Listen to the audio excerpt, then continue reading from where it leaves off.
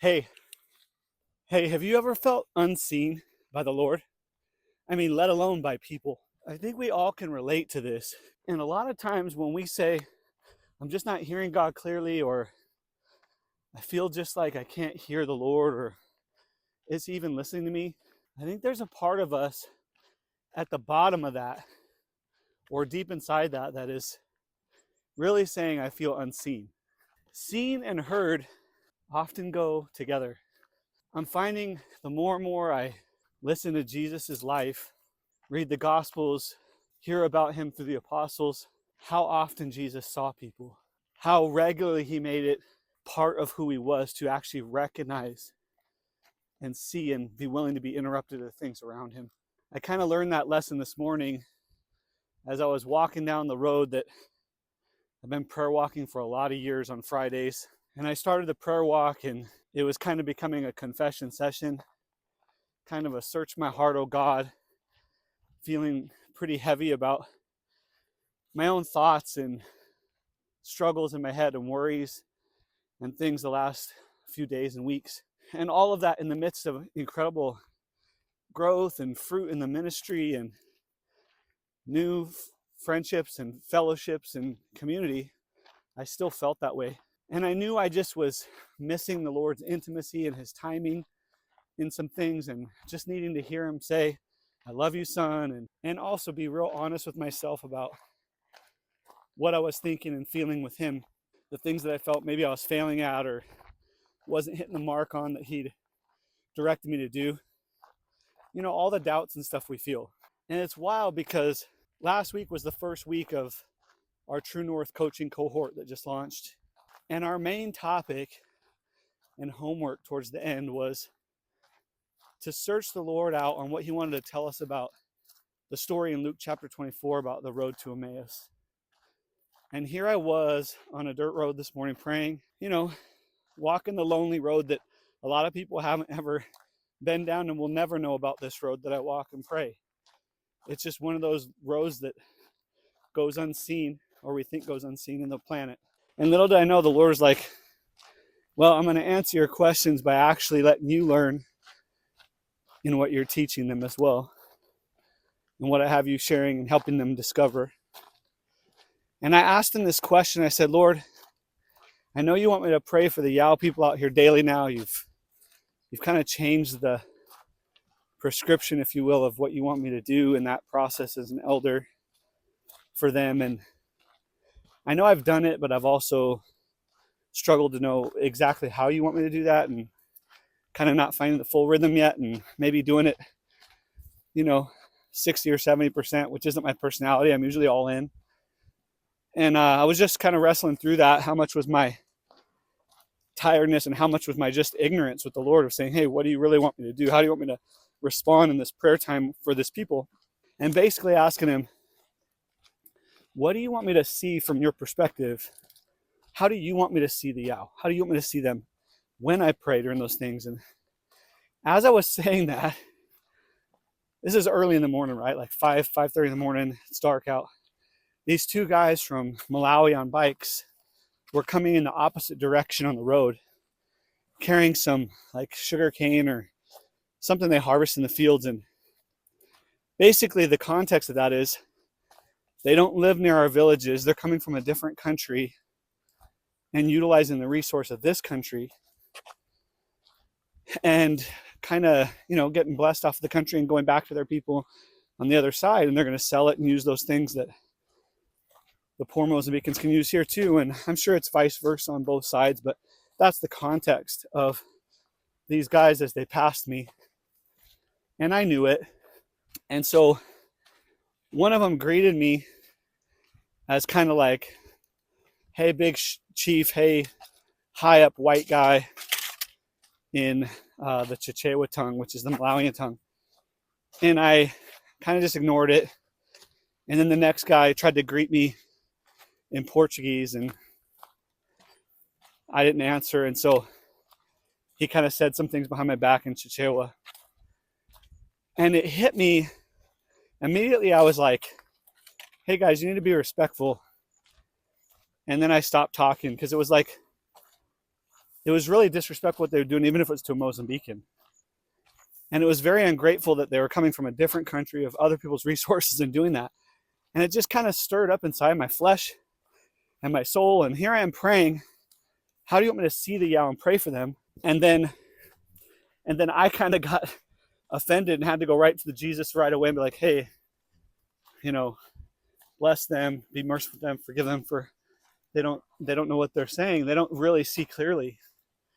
As the Lord's telling me, they don't see because they're not from this village, not from here.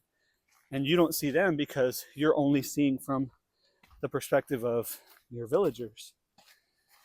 And I realized right away what that was all about, but I was like, okay, Lord, and I went right back into prayer, and I was like, man, thank you, Lord, for letting that happen. And I was so locked in with you, Lord, that it's weird that I even responded that way. So what was at the bottom of that? Like, what was at the heart of what I was really feeling or sensing in that moment? And it was more of, I think the Lord wanted to teach me, Ian, you feel unseen. And I was like, is that really it, Lord? Like, do I really need to be seen by a bunch of outside Malawians? Or is it possibly something else too? And he's like, yeah, it's not just that you don't feel seen, it's that you don't feel they see clearly what they're saying, that they're in a different person's land. They see a white guy they don't know has been here 12 years, that speaks the language. They're trying to greet in a different language that's not even mine. They're not honoring the language of the people they're driving through and taking the resource from. And so they just don't see clearly. And I think he was saying, Ian, at the bottom of it, you just want them to see what they don't really see. And I said, okay, yeah, that's awesome, Lord. Like, teach me more. And I kept walking. And I felt the Lord like wanting to say something, but I wasn't sure what. And I kind of kept asking questions. And I was on the way back, and I'm Lord, what do you really want me to see in this? Like, what is it that you're trying to show me? Because I confess that I normally wouldn't have gotten offended and felt like I did. And so bless them and be merciful to them and help them have a safe trip back and help them in the future to see things clearly, and you convict their heart. And then he said, yeah, that's it. And I said, what do you mean? He said, think about, and it was wild. I thought back instantly. It wasn't an accusation from the Lord. It just was like this picture in my head of all the times that in my own life where I've fallen short, I've sinned, I've had to confess sin, I've looked at things that I shouldn't have, my eyes didn't avert from evil. And I began to realize, man, there's a lot of times that I've seen things that I shouldn't have seen. So I saw this thing clearly, whether it was twisted or sinful or whatever, and I shouldn't have seen it. Like, as a believer, I shouldn't be looking at that, or I shouldn't be seeing that. And I instantly realized that's why we can't demand that other people see clearly when they can't. Is that there's been many, many times in my life that I've seen what I shouldn't have. And so even if we see clearly, sometimes it's what we shouldn't be seeing. And sometimes when we don't see clearly, we should be seeing it. Now, I know this can sound kind of like a Yogi Berraism a little bit, but I hope you hear what I'm getting at, that the Lord was showing me that, Ian, the reason why I've made you to be a man of justice, but yet trying to teach you kingdom justice, is that you can't demand that. You can't demand kingdom justice over people. You can't demand that they see things clearly when they can't. It takes the Holy Spirit. It takes a new set of eyes. And on the road to Emmaus, these guys are like thinking that they're not believing that the Messiah, they think they've gotten it wrong with Jesus, and they actually got it right. They don't see clearly because what they thought was alive had passed away for a few short days. And the one that was actually the one that they believed in was walking with them. They couldn't even see him clearly. And it's wild because the moment that they decided to listen and let heaven show them clearly through Christ, the moment that heaven was going to walk by, they're like, no. And they invited heaven into the house. And the moment that Jesus had the opportunity to reveal to them clearly what was really going on, it says He broke the bread in front of them, and then their eyes were open and they recognized. It was in the suffering that he reminded them of. It was in the wounds and the suffering and the brokenness that Christ endured for us that their eyes were open. And I recognize that there's been a lot of times that I've seen things from a place of brokenness, and it's not what I should have been seeing. And there's times when I should have been broken and I would have seen clearly, like today with those men, I should have been brokenhearted for them instead of brokenhearted for me, and I would have seen clearly. And maybe they would have seen clearly. Instead of demanding justice, maybe they would have greeted back, and I could have suggested to them, hey, I haven't been here for only a short time. I'm not just a stranger. And the Lord would have invited the conviction of compassion in their hearts instead of me demanding it. And when I got home, I began my process that I've been in for the last year or so of retyping up my journals. And I was already undone by what the Lord had shown me. And then I read this journal entry from March of 2021, so 5 years ago. It says, "Good morning, Abba Father." And he said back to me, "My grace is sufficient for you, Ian. My son. Good morning, my son." And I said, "Thank you, Jesus. Thank you. I'm so tired, but I'm so glad to be up early this morning. What would you like me to write down?" And he answered me, "Miles." And then I said, "Did I hear that correctly, Father? Miles?" And then he answered right away. He said, "There are miles of road and roads unseen." Literally those words. I'm sitting here praying all morning about being seen, and he's talking to me about it. And a journal from 5 years ago literally was on this topic. And it was about miles of roads being unseen. I was walking on a prayer road this morning that no one's going to see really, other than the few people, 100,000 people in this area. They'll never know the roads out here, like the one I'm on right now. And the Lord literally sets me up from 5 years ago. And I put, "I'm sure there are. Which roads are you talking about?" And he didn't answer me. And I said, so why do you want me to write that? And then he answered that. He said, "I still walk those roads."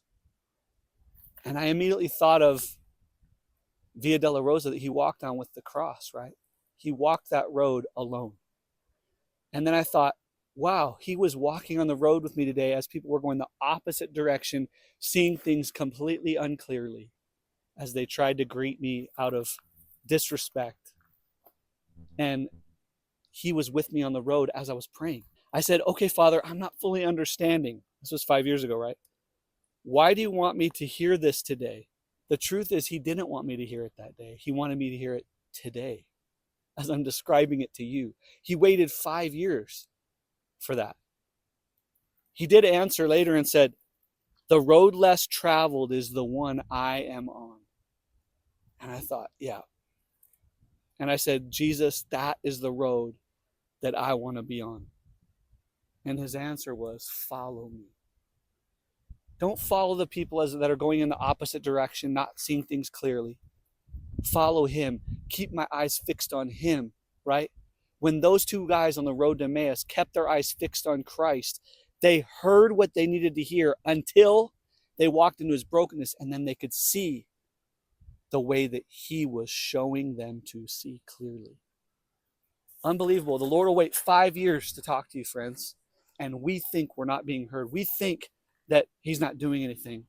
A lot of times, even in my videos, people will say things like, "Man, I wish I could hear him. I think he's saying something, but at this point, I'm just at a place where I just want him to do some, like I know he could do something for me, but at this point, I just wish he would do anything."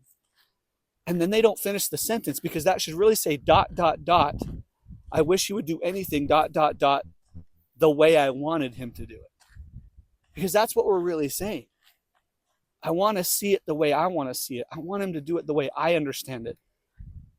And the way that he wants us to see it is to just embrace what he's saying in the moment, be grateful for it, receive it, learn from it, and then 5 years later, watch the incredible truth unfold that he prepared your heart for to receive it. Because if I would have heard him on that day 5 years ago would have been great. But the fact that I'm hearing it now 5 years later in such a perfect setup on the exact day I was on a road talking about the unseen and he said it is miraculous.